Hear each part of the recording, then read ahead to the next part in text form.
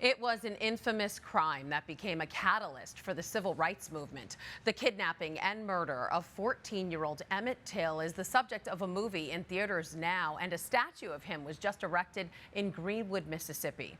Deacon Arthur Miller of St. Mary's Church in Simsbury, Connecticut, was a childhood friend of Till's. He joins us now. Hi, Deacon.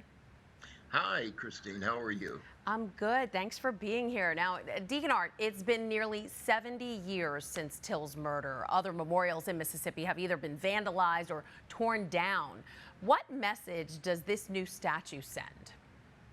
Well, wow, that's a broad question and an even broader answer. It raises to our consciousness that our country, as far as it's come, still has a long way to go.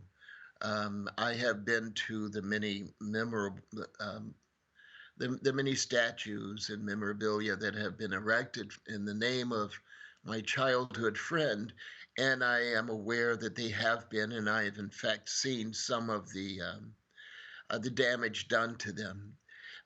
It is an unfortunate reality that this is the place and space in which we now live. And it's important for all of us to never give in, to never give up, to never be quiet in the face of injustice. Absolutely. And Emmett Till was killed by the husband and brother-in-law of a white woman who said he whistled at her. But you say the reason for his murder goes beyond that. Can you explain that?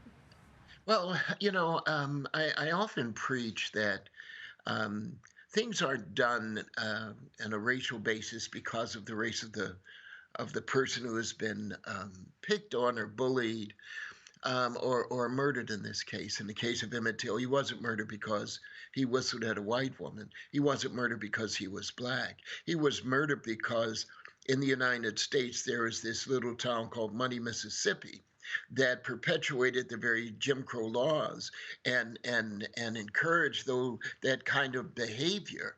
It was the system that was at fault. So it's not only Money, Mississippi, but it was the state of Mississippi that gave it the power to do such a horrid and ugly thing, to support this oppressive, and I would dare say, apartheid kind of society. And the United States of America equally was to fault because they allowed Mississippi to do what it was doing, knowing full well that it was doing that.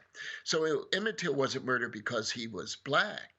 He was murdered because there was a system that was encouraged by the majority of the people who allowed that to happen, and in fact encouraged it. So that's how I feel.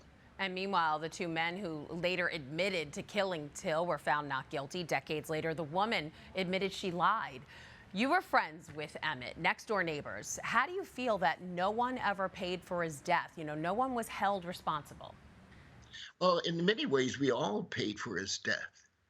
We all, this entire country, our entire society, not only paid for it then, we pay for it now. And what I mean by that, it's the ongoing lack of solutions to changing that society.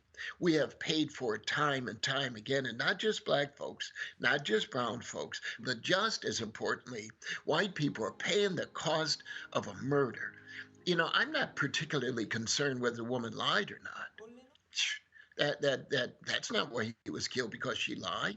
Again, she was killed because the society at that time, and to some extent even today, support this kind of suppressive minimalization of other human beings.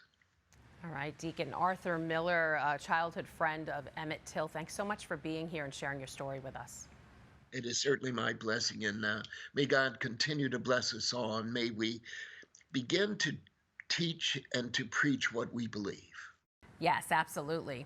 And you can read more about Emmett Till and Deacon Art at thetablet.org.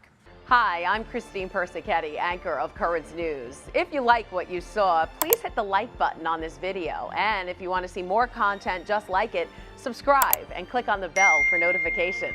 Thanks for watching, because we are putting your faith in the news.